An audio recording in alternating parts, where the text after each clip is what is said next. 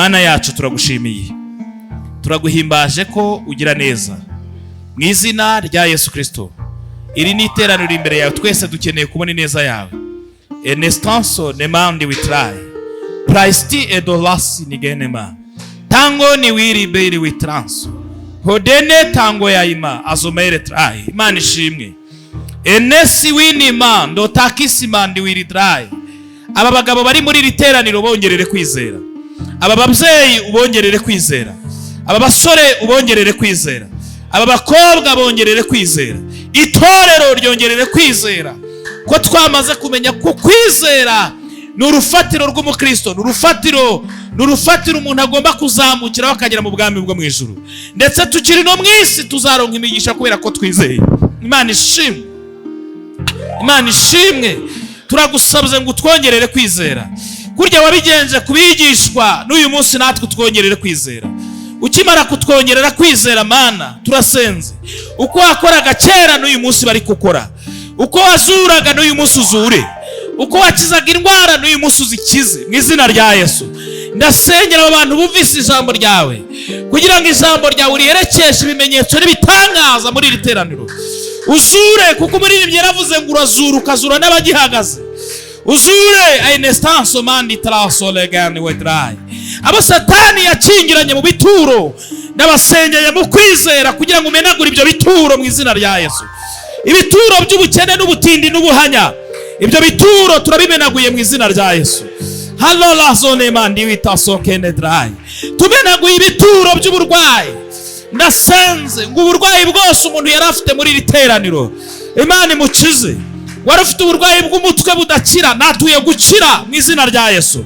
Uburwayi bw'umugongo nibukire, uburwayi bw'amaso nibukire, inyama zo mu nda nizikire, igifu, umwijima, haleluya, amara nakire. Ndatura gukira mu myanya y'ubuhumekero, abantu bawe nibahumeke neza. Amasenizite, asima, ibihaha, ibyo byose nibihinduke bizima. Abari barwaye indwara zo mu maraso nibakire, abari barwaye diabete nibakire, kanseri nizikire, korona nizikire, rubaga impande nizikire, abarozwe nibarogorwe mu izina rya Yesu. Ndatura ubuzima, haleluya. Uko wakoraga kera n'uyu munsi ngo inokore, kwakizaga indwara ngo inukize mu izina rya Yesu. Natuye ubuzima ku bashomeri, baremera akazi mu izina rya Yesu, bakira akazi, urema akazi k'umugisha, urema imishinga myinshi kugira ngo abana babone akazi, utanga umugisha kubize n'abatarize, byose urabishoboye. Abakeneye igishoro Imana ikibahe, ibiganza nibizakire, abantu bawe bacuruze, abacuruzaga bagahomba, mirukanyeho inyatsi n'ibihombo mu izina rya Yesu. Nibihunge, nyatsi n'ibihombo nibihunge mu izina rya Yesu. Tu nestanso mandi trai, nyatsi n'ibihombo nibihunge. Abatarabona urubyaro mbatuye abahungu n'abakobwa, abakeneye gushingirwa Imana ibashingire, utanga abafiyanse. Abaruhijwe n'ubukondo bahamazu, urabishoboye. Ingo zari zisenyutse uzubake zikomere. Haleluya, haleluya. Ureme ibitangaza bishya, ureme ibintu bishya kubw'ijambo ryawe.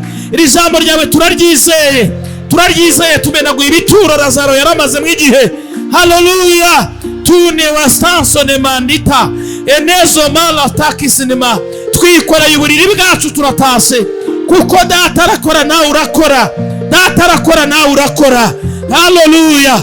Kora ibitangaza, rema ibitangaza, rema ibyiza, rema ibishya ku bana bacu, rema ibishya ku batware bacu, rema ibishya Mwami ku bafasha bacu, abana bacu ubwenge, abiga ubaha ubwenge, abashaka kwiga kongera amashuri ubaha uburyo, abakene minevaro zibahe, umenagure karandi hunge mu izina rya Yesu. Twatuye ubuzima, twatuye imibereho mishya, twatuye ubuzima bw'umwuka, twatuye ubuzima bw'umubiri. Uko wakoraga kera n'uyu munsi ngo inukore. Zura ibyapfuye, uyu munsi ibintu bihinduke kugira ngo izina ryawe rihimbazwe. Halasola bola sika. Ndasengera umurimo wawe muri ministeri kugira ngo wagure cyane.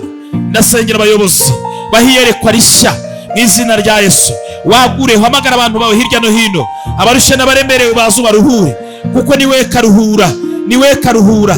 Kandi uzagera muri ministeri wese azagubwe neza, azabona umugisha, azabona amahoro, azabone kuruhuka mu izina rya Yesu. Imbaraga z'abadayimoni zose Satani urwanya umurimo ndamuhagaritse mu butware bw'imbaraga z'izina rya Yesu. Dayimoni atsindwe.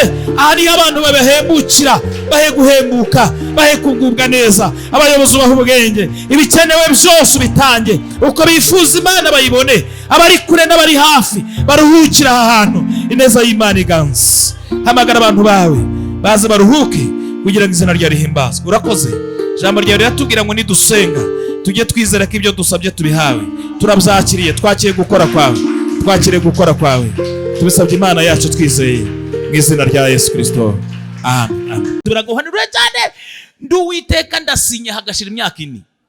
Ibiri kukubwira ngo ndakuzi ariko igihe ntikiragera.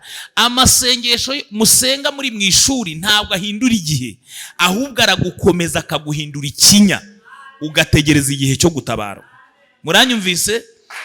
Niyo mpamvu uzasanga umuntu bazamutereza cyamunara ku wa 5, ku wa 3 ugasanga ari muri uraruzura umwuka. Kasi umuntu wamaze ati bitatu Uwiteka afite uko azabigenza. Kandi ni ishuri Imana yemeye ko acamo ku wa 5 n'undi bakayiteza ku wa 3 w'ikindi mukabona ari mururu. Wamaze ati bitatu irashaka kumpetaje. Kandi nayo ahubwo yamuhinduye ikinya. Yohana ibice 11 murongo wa 20 tugeze 27. Dusome mu izina rya Yesu. Marita yumvise ko Yesu aje ajya kumusanganira, ariko Mariya asigara yicaye mu nzu. Marita abwira Yesu ati databuja, iyaba wari hano umusaza wanjye ntaba yarapfuye. Kandi n'ubu nzi yuko ibyo usabye Imana byose Imana izabiguha. Yesu aramubwira ati musaza wawe azazuka. Marita aramubwira ati nzi yuko azazuka ku muzuko wo ku munsi w'imperuka. Yesu aramubwira ati ninjye kuzuka n'ubugingo, unyizera naho yaba yarapfuye azabaho, kandi umuntu wese ukiri unyizera ntazapfa iteka ryose. Mbese wizeye ibyo?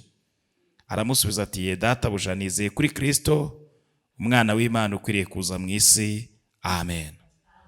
Dusubire inyuma mu bice 5 n'ubundi muri Yohana n'ubundi bice 5 dusome umurongo wa 11 dutaruke dusome n'uwa 17. Yohana ibice 5 umurongo wa 11 n'uwa 17.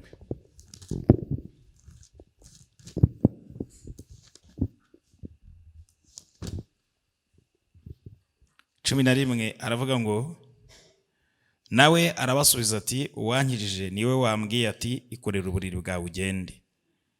17 aravuga ngo ariko arabasubiza ati data arakora kugeza n'ubu nanjye ndakora. Amen. Ndifuza ko tuganira aya magambo, ariko aya magambo nayahaye umutwe uvuga ngo twizere Yesu aracyakora. Bibwira umuntu muri kumwe ntacyo bitwaye, umubwire ngo izere Yesu aracyakora. Muramwizeye se? Haleluya. Umuririmbyi w'189 mu ndirimbo zo gushimisha Imana yari umugenzi uri kujya mu ijuru, ahura n'undi muntu aramubaza ikibazo. Nimureba mu gitabo cy'indirimbo hariho akabazo ku nteruro ya mbere. Yaramubajije ngo umugenzi uragana mu ijuru. Ntabwo uyu muririmbyi yatubwiye ibyo umugenzi yamushubije, ariko ukurikije ibyo bagandiriye yamubwiye ko ari yagana. Yaramubwiye ngo niba uri kugana mu ijuru ujye utumbira Yesu. Haleluya. Utumbira ni ukureba udakura y'amaso. Ujye utumbira Yesu. Aramubwira ngo niwe uzakugeza y'amahoro.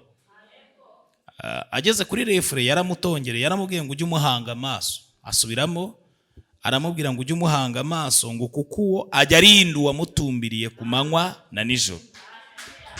Haleluya. Ntago bisaba gucirira imbwa, Yesu arinda uwamutumbiriye ku manywa na nijoro. Ageze ku gice cya 2 yaramubwiye ngo iyi nzira utangiye uzahuriramo n'ibigushuka ngo uyobe. Birimo muri iyi nzira. Aramubwira ngo ariko nubona bihari ntuzabyiteho, uzakomeza inzira ifunganye, Yesu ntuzamukoreho amaso. Ku gice cya 3 yamubwiye ikintu gikomeye. Yaramubwiye ngo iyi nzira utangiye hari igihe buzira habe mu kabwibwe, nawe Yesu warebaga ntubukimubona. Abantu bavukiye mu cyaro nkanjye, hari igihe ugera ahantu mu kabwibwe saa 12 za nimugoroba, ahantu hari insina, urukoma rwaguye, noneho ubwoba bw'umukabwibwi bukakwereka ari umugabo uhahagaze, ukabona afite n'umuhoro ndetse n'ubugi bw'umuhoro ukabubona. Namwe byababayeho? Urumva rero n'urwa bose. Buriya rero n'ubwoba bw'umukabwibwi. Iyo rero uri no mukabwibwi k'umwuka, Satani arema abaringa zidahari. Iyo ashaka kukwica guhuza n'abandi yishe. Baba bazagutereza cyamunara akagushakira inshuti batereje, ikajya ikubaza ngo bigeze, wambwiraho bigeze, akubwira ati uracyafite amahirwe, ngiye bantereje cyamunara bitarageraho. Waba urwaye akagushakira inshuti yari akabwira ati se bigeze inshuti yanjye, umubwira uko urwaye, akamubwira ati yo tufite ati ukomere, ati buriya mu muryango wacu natwe duherutse gushyingura babiri bari barwaye nkawe. Satani agushakira bicantege. Iyo watinze kubyara, buriya nta muntu utabyara, ahubwo iyo watinze kubyara, niba umaze 15 agushakira inshuti maze 20. Ntago ashobora kuguha umuntu wamaze imyaka 20 akabyara. Oya, agushakira uri hejuru yawe, noneho wajya utangira gusenga akubwira turacyari mu miteto, wowe shaho twebwe twaramenyereye. Satani niko akora, ubwoba bwo mukabwibwi. Uyu murimbyi yaramubwiye ngo hari aho uzagera na wa Yesu warebaga ntumubone. Arabwira ngo ariko ntibikuyeho ko ahari, ujye umuhanga amaso utanamubona, kuko ngo naho tamureba Yesu ati ndi kumwe nawe, ujye umuhanga amaso. Nimwizere Yesu aracyakora. Haleluya. Ntago byarangiriye aho. Aka kabwibwi Yobu yigeze akageramo. Yobu ibigeragezo bicyoroshye yaravuze ngo naho yanyica nzapfa nkiyiringiye. Bukeye biza gukomera agera mu kabwibwi, aravuga ngo kera twaragendanaga Mana, iburyo n'ibumoso narakubonaga, imbere n'inyuma narakubonaga. Ahita avuga ngo mvumye umunsi mama yatereweho inda yanjye. Urumva atari yayibuze? Aravuga ngo mbega wanyihishe. Imana iricecekera. None ahita avuga ngo noneho wakunyereka, ndumva mfite amagambo yo kwiregura. Imana ihita ivuga ngo ninde utavuga amagambo atari mu ubwenge. Urumva itari hari na mbere, ariko yari yayibuze. Yobu iramubwira ati wowe kenyera kigabo nze tuganire. Yobu yumva ari buyitsinde, kuko yajyaga yibwira ngo kera nari amaso y'abatabona, ukumva ufite ibintu yayibwira. Ije ntago yarindire ko avuga, ahubwo yaje yivuga. Yaramwaje ngo Yobu wende misi n'ijuru warihe? Yobu arishaka aribura. Mwebwe mwari he? Mwe murumva Imana irema isi n'ijuru, mwari muri he? Urumva ubumana bw'Imana? Imana irahambaye. Yamubaje ibibazo byinshi, iramubaza ngo mbese uzinzira ijya ku mucyo, wa mucyo mujya mureba ku manywa Imana irawusura izinzira ijyayo. Iramubaza ngo mbese ku manywa ijoro rijyahe? Ubu ku manywa iri joro ryari rihe? Iki kintu muri kubona cy'umwijima cyari kirihe ku manywa? Iramubaza none se nijoro mucyo ujyahe? Iramubaza uzi ububiko bw'umuyaga, kubona uturuka ikasi n'ikasi ugahuha, ubikwahe? Umuyaga ubikwahe? Imana imubaza ibibazo byinshi, amaze warobesha barene urobo. Barene ni ifi nini cyane, nta nubwo bayita ifi, ni inyamaswa iba mu nyanja. Bayirobye wenda n'umurenge wayirya. Maze ati se wayirobesha urobo? Irambwira ngo ariko ngewe nayihamagara ikagira gute? Ikaza. Irambwira ngo uri umuhanga, mbwira mbese amagufa y'uruhinja akurate mu nda y'umubyeyi? Yemwe babyeyi mwabyaye, ari amagufa avahe? Mwayariye mu nyama? Murumva Imana idahambaye? Nimuyizerera cyakora. Yobu yagezeho arayibwira ngo noneho yabuze ikintu asubiza na kimwe. Imubaza ibibazo birenga 100, haracanganyikirwa. Arabwira Imana ngo nari narakumvishije amatwi, ariko uyu munsi ndakubonye. Ni nko kuyibwira ngo mbonye utamenyerwa. Ahita avuga ngo niyo mpamvu nizinutswe nkaba nihannye. Aravuga ngo ariko nzi yuko ushobora byose, nta kibasha kurogoya imigambi yawe yose. Nimwizere Yesu aracyakora. Kwizera kuba mu bice bitanu ndakunyuramo nihuta. Kwizera kwa mbere n'ukwizera gusanzwe. Uko twese twicaye hano twasize tubwiye abo twasize mu rugo ko turi bugaruke, sibyo? Uko kwizera kurasanzwe. Yakobo yarabyanditse mu bice 19, aravuga ngo n'abadayimoni barakugira, nabo bahinda umushyitsi bakizera ko Imana ibaho. Uko kwizera gusanzwe buriya n'abacuruzi barakugira, bajya kurangura nta muntu bavuganye, bakaza bakarunda hariya, nabo bafite kwizera gusanzwe. Uko kwizera gusanzwe n'abahinzi barakugira, bura basohora imyaka batazi ko bizamera bakarundamo gusa, bafite kwizera gusanzwe. Uko kwizera gusanzwe n'abajura barakugira, nabo bajya kwiba bazi ko bari bugaruke. Uko rero kurasanzwe, ni ukwizera gusanzwe. Namwe mwabwiye abo mwasize mu rugo ko muri bugaruke, mwabyizeye nyine, ni ibintu bisanzwe. Noneho kwizera kwa kabiri ari nako kwa nyako, ni ukwizera guhindura umuntu icyaremwe gishya. Iyo wahindutse icyaremwe gishya uba warabyawe n'Imana. uku kwizera Yohana yakuvuzeho mu gice cya mbere mu butumwa bwiza 1:12 aravuga ngo abamwemeye bose bakizera izina rye yabahaye ubushobozi n'ubutware bwo kuba abana b'Imana. Bakundwa, ubu turi abana b'Imana. Murabyakiriye? Tuvuge ngo amen. Uku kwizera iyo ugufite warahindutse icyaremwe gishya, ntabwo kugira kubera kutinze igihe mu itorero cyangwa mu idini. Oya, uku kwizera umuntu ashobora no kurepresenta itorero aratagufite, atari umwana w'Imana. Umuntu ashobora no kuririmba, ashobora no kuba umukristo utanga icyacu n'ibindi byose abakristo basabwa, ariko atari umwana w'Imana. Kuba umwana w'Imana yo wabyawe n'Imana, hari ibintu bitatu bikuranga cyemeza ko ufite uko kwizera kuguhindura icyaremwe gishya. Icyambere, Mwuka Wera yakubyaye aguha imbaraga zinesha ibyaha n'ibisa nabyo. Iyo ukineshwa n'ibyaha cyangwa ukora ibyaha ko wiboneye, Mwuka Wera bataraza cyangwa yaraje akongera akagenda. Kuko ajya agenda, umuririmbyi 107 yarabivuze mu gakiza, yaravuze ngo mu gihe ubona ko utagifite urukundo, menya ko uwo mwuka yagiye umusabuti. Ntabwo mujya muyiririmba se?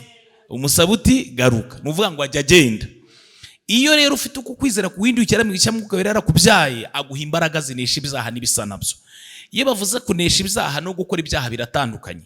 Kunesha ibyaha uba ufite ikintu kiguhata. Niba ugiye kubeshya ukumva ari ikintu kikubwira ati bireke, uwo ni Mwuka Wera. Niyo ubikoze ubabazwa nabyo ukihutira kwihana. Naho iyo ukora ibyaha uko bibone neje ukiyongeza, neje ukabikora uko bibone nta kibazo ufite, Mwuka Wera bataraza ubu utaraba umwana w'Imana. Icya kabiri, Mwuka Wera aguha imbuto za Mwuka Wera, agushoboza kuzera. Izi mbuto ni 9 ziba mu Bagalatiya 5:22. Ni urukundo, ni ibyishimo, ni amahoro, kugwa neza, kugira neza, ingeso nziza, kwirinda no gukiranuka no kwihangana. Pawulo yaravuze ngo ibimeze gutya nta mategeko abihana. Izi mbuto bisaba kuzera kuva ku itariki ya mbere kugera kuri 31 z'ukwa 12. Ubu uri umwana w'Imana. Murahita mubwira ko bidashoboka. Urumva bishoboka? Uriya wo hirya yazunguje umutwe. Ni ukuvuga ngo kubera ko nyine twabyaye na Mwuka aradushoboza. Haleluya. Kandi ikindi, kubera ko Mwuka Wera umwemerera, ni ukuvuga ngo igihe cyose ugomba kuba ufite urukundo. Umuntu wese, apana rumwe rwashira ishusho, urukundo rw'abana b'Imana. Umuntu wese udakunda mwene se ntago azajya mu ijuru. Ni ukuvuga ngo uwo muntu mwicaranye ugomba kuba umukunda nk'uko wikunda. Hindukira umurebere yuko umukunda nk'uko wikunda. Urabona umukunda nk'uko wikunda? Niba utamukunda nk'uko wikunda ntago uzajya mu ijuru. Ndabahakaniye. Kuko ikizakwemeza kujya mu ijuru, muzabisome mu butumwa bwiza Luka yanditse ibice 10:25. Ngo Yesu yari yicaranye n'abigisha amategeko, ngo umwe ahagurutswa no kumugerageza. Aramubaza ngo nkuri iki kugira ndagubugingo? Yesu aramubaza ati wasomye iki mu byanditswe? Aramubwira ngo ukundishe Uwiteka umutima wose n'ubwenge bwawe bwose n'imbaraga zawe zose n'ibitunzi bwawe bwose, kandi ukunde na mugenzi nk'uko wikunda. Yesu aramubwira ngo ugende ugenze utyo, nugenza gutyo uzabona ubugingo. Bivuze ngo gukunda Imana no gukunda mwene se nk'uko wikunda. Ako kantu mukumvise, nk'uko wikunda. Gukunda mwene se nk'uko wikunda ntago ari ukugura ikanzu ngo nawe uyimugurire. Uretse ko urukundo ruratanga, uyu muntu agukunda araguha. Kuko Imana yakunze abari mu isi byatumye itanga. Ni ukuvuga ngo iyo ukunda uratanga, ariko utanga wese ntakunda. Ako kantu mukumve, kuko umuntu ashobora no kuguha inzu ariko kuroga. Umuntu ashobora no kuguha ikanzu agira ngo ayikorogereho. Ariko ukunda wese aratanga. Gukunda mwene se nk'uko wikunda ni ukugira umutima utamwifuriza ikibi na rimwe, yababara ukababarana nawe, yakishima ukishimana nawe. Kandi ibyo ukabikora n'umurozi ukuroga. Engeze ku murozi mwari muri kubyemera none murabihakanye. Nicyo kiranga umwana w'Imana. Tuvuge ngo amen. Icya gatatu, Mwuka Wera aguha impano. Ni ukuvuga ngo kugira ngo ube umwana w'Imana urabuzaye na Mwuka Wera, ufite imbaraga zinesha ibyaha, ufite imbuto, ufite n'impano ya Mwuka. Pawulo yandikiye Abakorinto urwandiko rwa mbere yandikiye 12:7, arabagira ngo umuntu wese ahabwe n'uwo Mwuka ikimugaragazaho ko Mwuka Wera yaje. Aguha impano. Impano nazo ni 9, ni ukumenya ubwenge, kugenzura imyuka n'izindi zitandukanye. Noneho iyo umaze guhabwa ibyo bintu uko ari bitatu, mu ijuru bafata igitabo cy'irangamimerere cy'Imana bakakwandikamo kubaye umwana w'Imana. Ubu ufite rero kwizera kuguhindura icyaremwe gishya. Kwizera kwa gatatu ni ukwizera kw'impano. Hari ikintu wambaza ukambaza ati se ko tujya tubona umuntu afite impano ariko agakora ibyaha, kandi ari ikimenyetso kigaragaza ko Mwuka Wera yaje. Impano nibishyira mu cyongereza nibwo mu byumva abanyarwanda b'abongereza, impano ni gift nyine. Gift rero nta muntu yakwa. Iyo umuntu yaguhaye gift ntago ayikwaka. Nuvuga ngo Mwuka Wera yaje kukubyara, azana imbaraga zinesha ibyaha, akazana n'imbuto za Mwuka, akaguha na gift ariyo mpano. Iyo wamunaniye rero akaguhendahenda akigendera, iyo agiye kugenda ntago atwara gift, atwara imbaraga zinesha ibyaha, agatwara n'imbuto, akagusigira gift. Ukajya uririmba ariko ukanasambana, ukajya uhanura ukaniba, kubera ko wasigiwe gift. Nyiri gift yagize gute? Yaragiye. Niyo mpamvu muri ibyo yavuze ngo umusabe ugire ati garuka, kuko niyo mpamvu ubona abantu benshi bagira impano ariko wareba imbuto kazibura. Ni ukuvuga ngo basigiwe gift. Muranyumvise? Haleluya. Kwizera kwa gatatu ni ukwizera kw'impano. Iyo wahindutse icyaremwe gishya, hari igihe ugira amahirwe Imana igafata impano yo kwizera ikayigushyiramo. Iyo ufite iyi impano yo kwizera urangwa n'ibimenyetso bine. Icyambere, ukandagira inzoka na sikorupiyo n'abadayimoni bakaze, ibintu byose by'ubumara bifata mbiri. Icya kabiri, urya ibyica ariko ntupfa. Mu mubiri w'uyu muntu ufite uko kwizera haba harimo ikintu bita antiside. Antiside murabyumva? Niyo yanywa, niyo yarya ibimugoye, niyo yafata ibimugoye, we aba afite ikintu bita antiside. Arya ibyica ariko ntacyaba. Tuvuge ngo amen. Murabyumvise? Ikindi, nta mbaraga z'abadayimoni zimuhagarara imbere. Ikindi, arambika ibiganza ku barwayi bagakira. Uyu muntu aba afite kwizera kw'impano. Iyo ufite uko kwizera kw'impano, ikindi, uko kwizera kw'impano iyo ugufite, ukora ibitangaza utiriwe ubaza Imana. Murimo muranyumva? Ukoresha uko kwizera kw'impano. Ni mu ndebe ubu ninjye ugezweho. Iyo ufite uko kwizera kw'impano, ukora ibitangaza ukoreshe. Noneho niba mwarasomye Bibiliya avuga ngo Eliya ari ku musozi yabwiye Abisirayeli ngo imvura ndayifunze. Mwarabisomye namwe? Ntabwo yigeze ababwira ngo Imana iravuze ngo ndayifunze. Yaravuze ngo ngewe imvura ndayifunze. Arababwira ngo kandi zagwa igihe ngewe Eliya nzabitegekera. Ayishyira mu mufuka arigendera. Yakoresheje kwizera kw'impano. Nimunasoma muzasanga ntabwo yigeze afunga imvura imyaka 3 n'amezi 6 nkuko babitubwira. Ahubwo imyaka 3 n'amezi 6 Imana niyo yabimusabye. Iramubwira ati ndabona Abisirayeli bagiye gushira, genda uhure na Ahabu, ndashaka kubaha imvura. We yari yarayifunze completely. Yashobora no kwifunga imyaka 10. Yakoresheje kwizera kw'impano. Uko kwizera y'ugufite rero ukora ibitangaza ukoresheje kwizera kukurimo. Tuvuge ngo amen. Kwizera kwa kane ni ukwizera kw'intwaro. Mwanditsi wandikiye Abefeso 6:10 yarababwiye ngo ibisigaye mukomerere mu mwami no mu mbaraga z'ubushobozi bwe bwinshi. Abwira ngo kandi mutware intwaro zose z'Imana kugira ngo mubashe gukomera ku munsi mubi. Murangije ibyo byose, ageze 16 arabwira ngo kandi mutware kwizera nk'ingabo, niko muzajya muzimisha imyambo mubagira gute abarasa. Satani iyo aguteye inkota akabona ntacyo bitwaye, akagutagerageza ukamwe akabona ntacyo bitwaye, asubiza inkota mu rwubati, akazana umuheto, agashyiramo imyambi nk'icumi, akakoherereza ibigeragezo nk'icumi. Icyo gihe ntago bihagarikwa nuko baguhanuriye cyangwa nuko uri mu gakiza, aho gufata inkota ibyo wavuganye n'Imana ukabisubiza mu rwubati, ukazamura ingabo yitwa kugira gute kwizera. Niyo yonyine igihagarika imyambi umubagira gute aturasa. Ni ukuvuga ngo umukristo udafite kwizera agira gute araraswa. Muranyumvise? Amen. Kwizera kwa gatanu noneho rero ni ukwizera kw'imirimo. Yakobo yarabyanditse mu bice 2:21 aravuga ngo nk'uko umubiri utagira umwuka ubupfuye, niko kwizera kose kutagira imirimo kuba gupfuye. Uko kwizera kose nababwiye kugira ngo kube kuzima ni ukongeraho imirimo. Kwizera kose kutagira imirimo kuba gupfuye. Muranyumvise? Y'abantu bavuze imirimo abantu bahita barakara. Nukubera iki buriye? Kumbura mwise murakarara? Kwizera kose kutagira imirimo kuba kugeze gute? Kuba gupfuye. Niyo mpamvu niba mushaka ko kwizera kwacu kugira imbaraga, nuko muzizera ariko mugakora n'imirimo. Imana ibahe umugisha. Dusomye amakuru kandi akandi kantu nababwira ko kwizera gutandukanye n'ibyiringiro. Ibyiringiro ni ukwizera gufite ikintu gushingiyeho. Naho kwizera ni ukumenya rwose ibyiringirwa udashidikanya ko bitazaba. Iyo uvuga ngo Imana yampaye kwiga ntabwo izabura kumpa akazi, ntabwo ukari ukwizera ibyo n'ibyiringiro. uretse ko nabyo si bibi mu bigumane, gusa ibyiringiro ahantu bitandukanye no kwizera, icyo wiringiye ukibuza uragwa, ariko kwizera kukugumisha ku Mana naho igihe cyose yazirira hagusanga. Ariko iyo uvuga ngo Imana yampaye urugo ntizabura kumpa abana, ntago ari ukwizera n'ibyiringiro. Naho kwizera ni ukuvuga ngo iyampaye kwiga n'impakazi nzayishima, ariko itanakampaye ntibiyibuza kwitwa Imana. Ntago ari Imana y'akazi, ahubwo ni Imana yo kwizera. Haleluya. Ntago Imana ishaka ko tuyizera kubera kawunga yatugaburiye, ahubwo tuyizere tunashonje ko ari Imana izazana ibiryo. Ibyo se murabyizeye?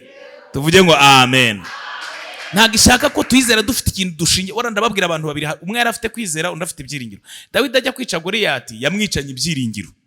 Baramwaje ngo ufite buhanga kibwanisha umufilisti, aravuga ngo ntabwo, ariko mfite Imana yandinze mu nzara z'intare n'idubu. Aravuga ngo yankijije icyo gihe ntizabura kungiza imbere y'umufilisti utarakebwe. Ibyo ni ibyiringiro. Noneho Shaduraka na Meshaki na Abedenego bari bafite kwizera. Umwami yarababwiye ati kwitana baryanyegeje karindwi, ni iyihe Mana iri wakiza amaboko yanyu?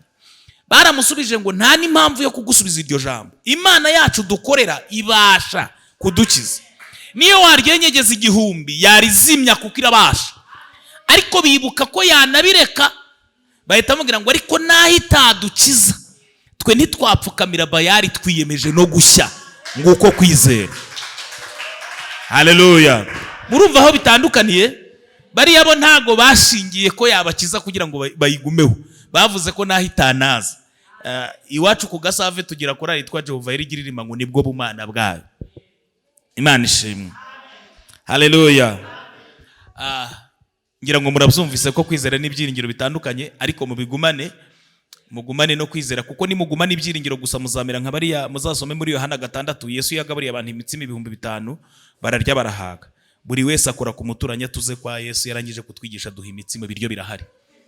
Bukeye baza ari benshi kurusha ba mbere. Yesu abarebye mu mitima asanga icyabazanye ni imitsima, ntago ari ijambo. Arabihorera ntiyeba. Baryaga saa 9, bigeze abakubita mw'inzara nyinshi, bigeze nka saa 10, umwe akajya baza mugenzi ati se mwariye ntaraza? Ndati wapi uyu munsi yadukujeho. Noneho aravuga ati se ndabwira ngo icyo umuturanyi ko namubwiye ko hari imitsima. Saa 11 ziragera, saa 12 bararembye. Yesu ahagarara muri bo. Yohana 6:35 aravuga ngo yemwe Bayuda namwe Bafarisayo, ninjye mutsima. Avuze ngo niwe mutsima. Aravuga ngo ndiye ukarya umubiri wanjye ntabwo uzigera ugira inzara ukundi. Abayuda rero ntabwo babibanaga ibyo ari kuvuga byo mu mwuka, barebaga umubiri, mbega tumumanyure tumurye. Undiye. Noneho Yesu arababwira ngo kandi ni njyewe mazi amara inyota, unyweye amaraso yanjye ntazigera agira inyota ukundi.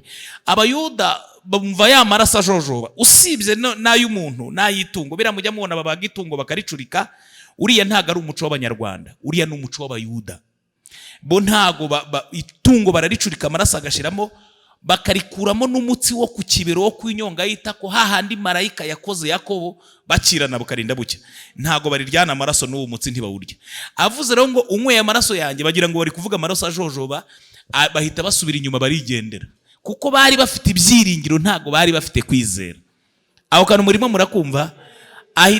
Arangije ahita areba mu bigishwa nk'uko areba muri mwe, ahita baza Petero ngo namwe murashaka kugenda?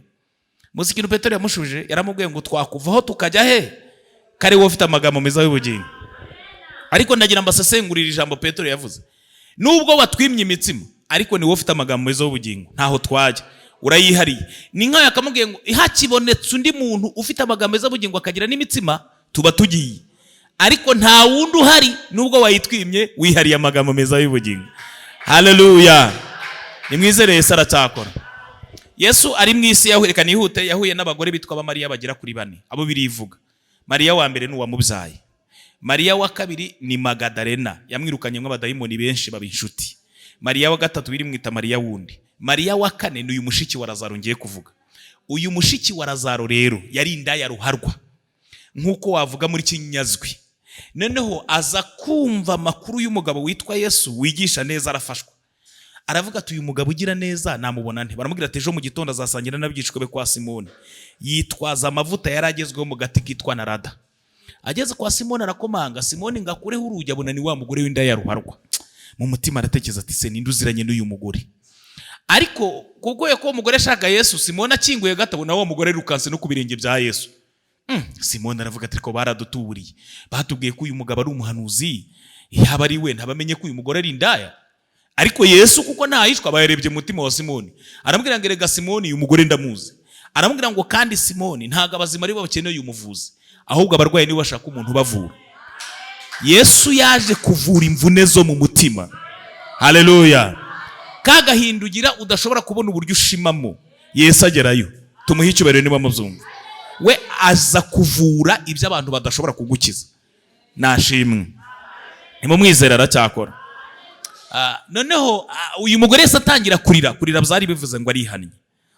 Aririra ku birenge bya Yesu. Yarabwiye Yesu ngo ndaciriritse cyane, ntacyo ndicyo, ndi munsi y'ibirenge byawe. Adendeza umusatsi. Abayuda bagira uburyo bazirika imisatsi, ahita afata wa musatsi awuhanaguza amarira ku birenge bya Yesu. Yarabwiye Yesu ngo n'ubwiza bwanjye nareheshaga abagabo mbutesheje agaciro. Ahita afata amavuta aramusiga umubiri we. Icyambere yarawuteguraga wendaga gutambwa. Icya kabiri yarabwiye Yesu ngo ngewe ubwanjye n'ibyo ntunze turabawe mucunguzi. Yesu ahita amubwira ngo ibyaha byawe urabibabariye. Baba inshuti, amujyana mu rugo aramubwira ati uyu ni Marita mukuru wanjye, uyu ni musaza wacu Lazari wacu badusize turi batatu. Baba inshuti. Yesu yariye mu ngo nkeya ari mu isi, ariko urugo yariye mu ibiryo byinshi. Ni urugo kwa Mariya na Marita. Yariye mu ibiryo byinshi ku buryo yacaga muri karitsiye Abayuda bavuga bati nta handi agira uretse kwa Mariya na Marita. Babaye inshuti kugeza ubwo nabo bagendaga birata ku Bayuda bati wa mugabo mwumva ukiza indwara ni inshuti yacu magara. Birata nk'abantu bafite inshuti ikomeye. Murimo murabyumva? Nawe umufite wabyirata, sibyo se? Yesu yariye mu ngo zigera muri enye. Yariye kwa Zakayo, nari maze kwa Simoni, nari maze kubabwira, no kwa Zakayo, no kwa Ntuza, mwarabisomye namwe. Noneho no kwa Mariya na Marita. Nizo ngo Yesu yariyemo. Noneho Abayuda Yesu akakomeza ababwira ubutumwa, aza kugeraho rero ajya kuzura umwana wa Yayiro.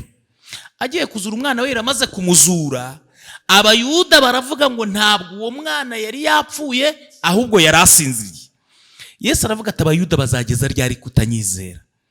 Aravuga ati reka noneho nzazure uwo bagiye gushyingura, nereka Abayuda ko kuzura bishoboye. Tuvuge ngo amen. Arangije ahita aca mu mudugudu w'Inayini, akubitana n'umupfakazi ufite umwana umwe w'ikinege w'umuhungu yapfuye. Bari kujya kumushyingura. Abayuda barabizi ko uwo mwana yapfuye. Ikindi kandi muri iki gihe muri Aziya yo bagura incike uri n'umupfakazi baragusendaga mu muryango. Ni ukuvuga ngo uwo mubyeyi agomba kugaruka ataha, ntacyo yari kuba kimaze mu muryango. Umugabo yari yarapfuye n'umwana musigiye yapfuye. Ibyo Abayuda bari babizi. Biravuga ngo Yesu amubonye amugirira imbabazi. Ahita afata wa mwana avuga ati mwurutse ikiri babururutse umurambo. Afata wa mwana aramuzura, amusubizanye n'Abayuda bareba.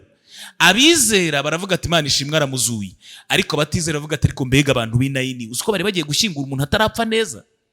N'ubundi Yesu ntibamwizera. Ariko mwe nimumwizera aracyakora. Nari mvuze ngo nimumwizera aracyakora. Haleluya. Barangije Yesu ahita avuga ngo reka noneho nzazure uwo barangije gushyingura, nereka Abayuda ko kuzura ngize gute bishoboye. Ahita afata uburwayi abukubita muri Lazaro yakundaga magara we ubwe. Twese uko turiho ku isi tugira ibigeragezo by'amoko atatu. Ikigeragezo cya mbere ni icy'ingaruka z'ibyaha. Imana ibabarira ibyaha ariko ntijya ibabarira ingaruka. Aho kantu mvuze murakumvise? Icyo kigeragezo cy'ingaruka z'ibyaha rero ntabwo gikurwaho n'amasengesho niyo mwasenga amava gatonyoka. Birabajya bababwira ngo nimuze babakureho karande. Wapi? Karande ikurwaho no gukizwa neza. Ngiki kintu gikuraho ingaruka z'ibyaha.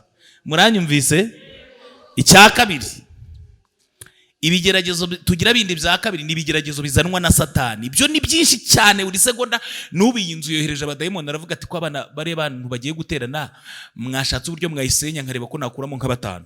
Ubu ntiyabuze kubazana. Ariko Yesu akimara kuva mu isi adutsindiye, yahise afata abamarayika n'abakerubi bagira abakozi bo kudukorera. Ubere kubera ko twateranye n'ubwo mutabareba, hano hose baranyanyagiye. Ntabwo mwababona ariko barahari. Kubera ko Yesu akidutsindira, abera bo mu isi twahise tubifura yishimira.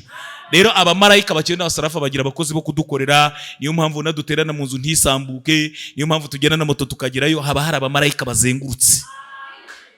Imana ishimwe. Haleluya. Ibigeragezo byose bizanwa na Satani, byose bikurwaho n'amasengesho. N'ubu ibyo mufite byazanwe na Satani nimwizera turagenda bikuweho. Murabyakiriye? Kuko Satani yegekaho ariko ntafunga. umuraba w'amasengesho rero urabikingura. Nimutanizera turabizerera, kuko Yakobo yanditse ibice 5:15 aravuga ngo kwizera ko umuntu usengera umurwayi, naho uwo murwayi yaba yarakoze ibyaha, kwizera kumusengera kumubarira ibyaha kukamukiza n'indwara. Ni uvuga ngo kwizera, ni mushake muboneke nka 5 abandi mu byihorere turabizerera. Na Yesu yarabigaragaje muri Mariko ibice 2 ngo arebye kwizera kw'abahetse ikirema. Abantu mwarahasomye, abwira ikirema ngo ibyaha byawe, murumva cyaratuye, aranakibwira ngo ikore n'ingobyi yawe utahe, kubera kwizera ko bagihetse. Urumva roho habonetse 3-4 bizera, abandi twabizerera. Kwizera kurarema. Amen. Ibindi bigeragezo bya gatatu duhura nabyo nibyo bita ishuri ry'Imana. Icy'Imana yemeye ko ucamo, ikirere Imana yemeye kucamo, ikikubwira kuri mu ishuri. Imana ivuga cyane, ariko Mariko ibice 11 atuzi ko wa mutini wavumye wumye. Yesu arambwira ngo Petero nimwizera n'uyu musozi mwawushinguza. Arambwira ngo kandi Petero, abantu nibasenga bakizera ko ibyo basabye babihawe bazabibona. Ni ukwizera ukiri mu masengesho siri plus. Niba usabye inka ugahita ugenda ukubaka ibiraro ukagura n'ibiziriko. Niba usabye fiance ukitwara nk'uri kumwe na fiance. Niba usabye akazi ukitoza kuzinduka. Ni ukubyizera.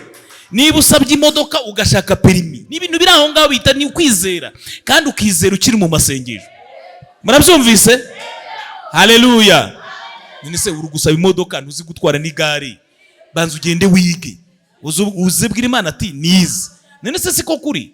Uri gusaba fiance ntuzi uracyari ibisheke mu nzira, gerageza ukoreshe buryo ki witware nk'umuntu uri mu masezerano. Niko kwizera, ni ukumenya rwose byiringirwa udashidikanya, ni ukwizera ukiri mu masengesho. Amen. Haleluya.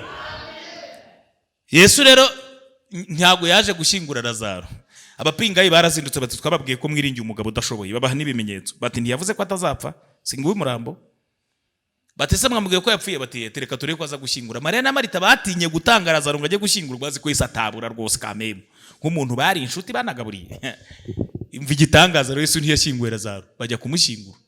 Abapingayi bagenda bababwira, baravuga ati se mwambwiye ko twashyinguye, batete urwo wenda turamusanga mu rugo yaje ku kiriyo. Muzi cyabaye, Yesu ntiyagiye no ku kiriyo. Barababwira ati twarababwiye shamwirwa mutwe, nta nshuti mufite, iminsi nirarangira, mwene Imana abaraje. Uyu mugabo rero ntajya agira ubwoba, habe n'isoni. Nawe ariyemera, arabizi ko ashoboye.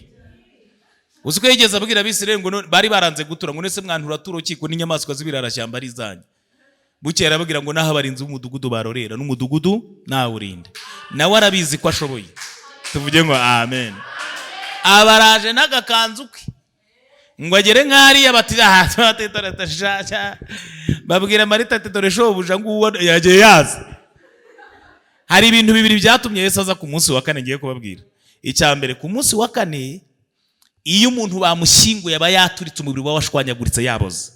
Ni ukuvuga ngo yaje babizi ko byarangiye. Yaranababwiye ngo mukuru w'igitare batereka da, barabimwibwira ataranuka, uyu ni umunsi nibo babimwibwiriye. Nuvuga ngo yanze kuza ku munsi wa mbere n'uwa kabiri agifite umubiri, yari kumuzura akavuga ati nuko umubiri wari ugihari. Nuvuga ngo Yesu aza amagambo yashize ivuga. Murabyumvise? Haleluya. Ejo utazavuga ngo nuko nize, ngo nuko mfite mwene wacu, aza usigaye unabahamagara ntibakwitabe. Nicyo gihazira. Ikindi cyatumye aza ku munsi wa kane. Ku munsi wa kane niwo munsi abayuda bakuraga ikiriyo, bari bavuye imihanda yose. Iyaje gutabara arahuruza, abibwira abantu ko aje, arivuga. Burya iyo umuntu yakuroze ngo ntuzashake, ni ukoze dote niyo batuye cyangwa ugaraza. Yahageze aravuga ati nintavuza imbundu baravuga ko ari nge wamuroze. We akavuza zimwe z'urwunge zimanuka zizamuka. Mujya muzumva ababyeyi bazima. Kandi akazivuza atunze umunwa. Iyo ababyeyi bawe bari ngo abereke ko bari kumwe mu bukwe, burya Yesu aba yahuruje, abagira ngo izina rye rihabwe iki? Icyubahiro. Akubwirira inzu mu buvumo akayishyira hafi y'umuhanda. Burya aba yahuruje kugira abantu bamenye ko ari Imana ishoboye byose.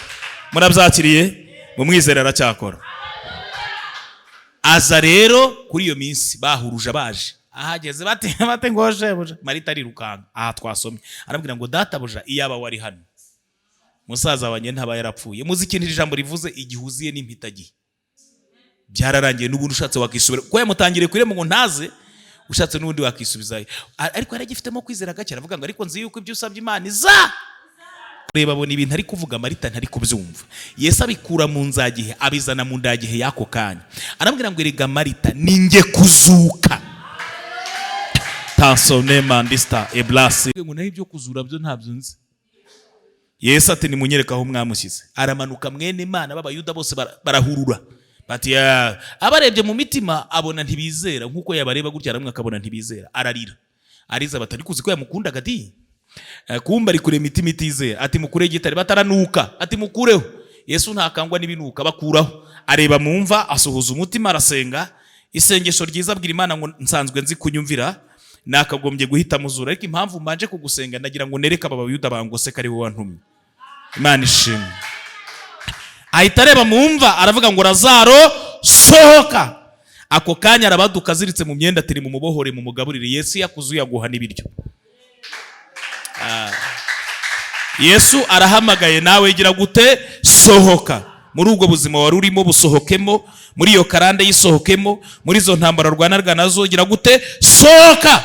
Muri ibyo bituro bagukingiraniyemo Yesu aravuze ngo sohoka mu izina rya Yesu. Nimumwizera aracyakora kandi ubyizere birahita bikora. Imana iduhana umugisha. Kansoreze kuri rya rindi masara arangiye. Twasomye ngo wankijije. Salomo umuntu w'Imana yubaka urusengero rwe Yerusalemu yarushyize amabaraza 5. Imbere y'ayo mabaraza hari ikidendezi cya Betesida. Urwo rusengero rwaza gusengwa. Imana yari yabwiye Salomo ngo nimunyimura iyi nzu nzayijugunya imve mu maso kugwa kwayo kuzaba kurekure. Niko byagenze. Icya kidendezi gitagacira Imana irababara. Ikajya imanura mu marayika akajya muri ya mazi akihinduriza akayakora isuku. Umuntu wese ugeze muri ayo mazi marayika avuye mahita agakira uburwayi bwari bwo bwose. Inkuru rero iba Kimomo baraza baryamisha abarwayi kuri ya mabaraza. Bategereje ko marayika azamanuka. Hari haryamye abarwayi mu byiciro 3. Uraza kureba nawe icyo urimo. Cyiciro cya mbere hari haryamye abarwayi bashoboye kwinagamo. Niba abandi bagikanyakanya tugerageza ari duke, afite agadiporoma ari kubunza, afite agaperima ari kubunza, ashoboye kwinagamo. Urimo urabyumva? Noneho hari haryamye abarwayi noneho badashoboye kwinagamo barembye, ariko bafite bene wabo bo kubanagamo. Murimo murabumva? Ni kwa kundi ubu ntiwize nta shinge nta rugero, ariko ukagira mwene wanyavuga ati mwana w'iwacu ngo no guha 300 ugende uzunguze kwa Mutangana nawe urebe uko wigenza, cyangwa ngo nujye ukuropa hano muri iki kigo nkoramo urebe ko bajya baguha ufite umuntu kunagamo. Noneho hari n'abantu barembye badashoboye kwinagamo ariko batanagira n'umurwaza wo kubanagamo. Ni bamwe badafite shinge na rugero. Abo nabo bari bahari. Aho rero muri abo hari nk'umuntu umaranye ubumuga imyaka 38. Bibiliya iravuga ngo Yesu arabimenya. Bwira umuntu wicaranye ngo Yesu arabizi. Ngo yahise yinyuza ku kidendezi. Hari igihe Yesu yinyuza mu rugo ukabona ibintu byahindutse. Ahinyujije asanga umuntu araryamye. Aramubaza ngo urashaka gukira? Reba umuntu umaze imyaka 38 uraza umwibajisha ngo arashaka gukira. Nta wamusuye abafite amagambo nk'ayo bagombozi. Aratangira ati hano hakiri uwifite, hano hakiri umuntu ufite mwene wabo, ngiye ni amazi yihindurije bantangamo. Yesu turashaka gukira ati mva kandi nakubwiye ko hakiri uwifite, nakubwiye ko hakiri umuntu ufite mwene wabo. Aravuga amagambo amushiramo. Yesu aramubwira ngo ndagutegetse vuga utamina ikorera uburiri bwawe utahe. Yesu ashyira uburiri ku mutwe. Yesu rero yavuze ngo urakize ntago bisaba ko bagucisha muri kine. Yavuze n'amagufa arabimenya n'imisokoro irirema. Ibintu byose bitagira amatwi Yesu yabibwiye birumva. Sugakomora kumvise. Muzasome muri Mariko ibice 9 ngo yabwiye umwana wari ufite dayimoni itumva ntinavuga. Aravuga ngo yewe dayimoni itumva ntinavuge ndagutegetse muvemo. Mwumve ko iyi dayimoni itagiraga gute itumvaga, ariko Yesu avuze iramwumva. Nuvuga ngo ibintu byose bitumva bitagira amatwi Yesu yavuze bigira gute biramwumvira. Uwo muntu Yesu agororoka. Ariko aravuga ati ko uyu munsi ari ku isabato, hari isabato. Aravuga ati ubu ntahe nje mu rugo ntanabigiye kubereka ko Imana igira neza. Kandi itegeko ry'abafarisayo bagiraga isabato, iyo wicaga isabato waterwaga amabuye kugeza upfuye. Aravuga ati ariko ubu ntahe ntabajije Yesu ngo urinde ntibibwiranye ntaki. Kubera ibineza neza by'imyaka myinshi yahise ajya mu isabato. Abafarisayo babaga bambaye amakanzu y'umweru n'amakabutura y'umweru, bisobanura ngo barejejwe imbere n'inyuma. abanyedini baragatsindwa. Babaga bafite amategeko yanditse hano ku ibere ry'umuso n'andi 5 yanditse inyuma ku ikanzu. Bahari bigeraga itegeko bivuga ngo umuntu wese uzagira iti ntatwara ku isabato azaterwa amabuye kugeza apfuye. Wa muntu araje n'uburiri. Baramubona bati hagarara ati niki? Ati ko tubona wikora ubu ku isabato ate singiye uwankijije yambwiye ngo nikorere mpaka mu rugo. Ati none kunyuza aha? Ati nje kubereka ko Imana igira neza. Bahamagara Fayisali wasaye barasohoka ati kunyuza ati nje kubereka ko Imana igira neza uwankije yambwiye ngo nikorere mpaka mu rugo. Baramubaza bati none se uwagukijije ninde? Umva rero cyaje kuba ikibazo, ntabwo yari amuzi. Batari he shwi ntazi yari ntazi n'uwari we. Batishyira hasi aratura. Bati rero itegeko rivuga ko uwaviye isabato tumutera amabuye kugeza apfuye. None rero twebwe tugiye gusubira mu isinagogi, reka mvuge urusengero kugira ngo byumve. Tugiye gusubira mu rusengero tugumye twiyirize. Urumva abanyedini, noneho uraza kwiri gutora amabuye hano turaza kuyagutera isabato irangiye. Basubira mu rusengero bariyiriza cyangwa muri sinagogi, we yirirwa atora amabuye, saa 7 ziragera, saa 8, saa 9 ziragera, bamushyira bamucunga, saa 10, saa 11, saa 12 isabato irataha, batora amabuye baramugota ngo bamutere amabuye, bategereza itegeko ry'abafarisayo ngo bajye kumutera amabuye. Igihe bari gusoma amategeko benda kumutera amabuye, gitare wacu baraserutse.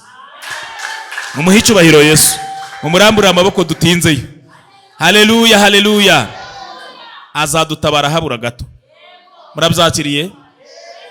Abaraje iyo yazaga rero yabaga ari kumwe n'abantu bamushagaye bamuvuga ugira neza, wambika bambaye ubusa, uraruhura. Ubu namwe impamvu mwaje nuko mwamubonye. Umuntu atabaye ntasubirayo, ahubwo yongera agaruke n'ejo muzagaruke. Sibyo? Haleluya. Rero buriya ishimwe ry'umunyonzi ryumvwa n'umunyonzi mwene wabo. Hano hahagaze umunyonzi akavuga ati muhere Imana icyubahiro, ejo nari mfite igare ati bararinyi bariko uyu munsi naribonye. Umuntu wicaye mufite imodoka cyangwa moto yatavuga turamwana burashimyikira kuko we ntago yabyumva. Ariko undi munyonzi wicayemo yahita avuga ati babawe bari mwibye kuko aza agaciro k'igare. Ishimwe ry'umuntu rikora ku wundi muntu umeze nkawe. Burimo murabyumva? Haleluya. Uyu nawe abantu bakomeje gushima ntiyabyitaho, haca umuntu inyuma yitavuga ngo rata Yesu kizindwara. Avuze ngo akize indwara, nawe yibuka ko yakize, yirukanka kureba sura barimo basingiza, asanga ni ya yindi yamubwiye ngo yikore bigagire gute agenda. Ahamagara abafarisayo ati singipfuye, dore uwambwiye ngo nikore biganye ngire gute ngende. Yesu aramubaza turacyamara iki hano? Sinakubwiye ngo ikore uruga utahe? Afata uburiri bwe singira urokotse. Abafarisayo babaza Yesu bati kumbi ni we mwene Mariya wateje mbuti yaje? Ugatubwira umuntu ngo yikore. Yesu arababwira ati data arakora kugeza ubu nanjye ndakora. Haleluya. Ni mu mwizera aracyakora. Nari mvuze ngo ni mu mwizera aracyakora. Muhaguruke dusenge. Hari umuntu uri muri iri teraniro utaramwizera?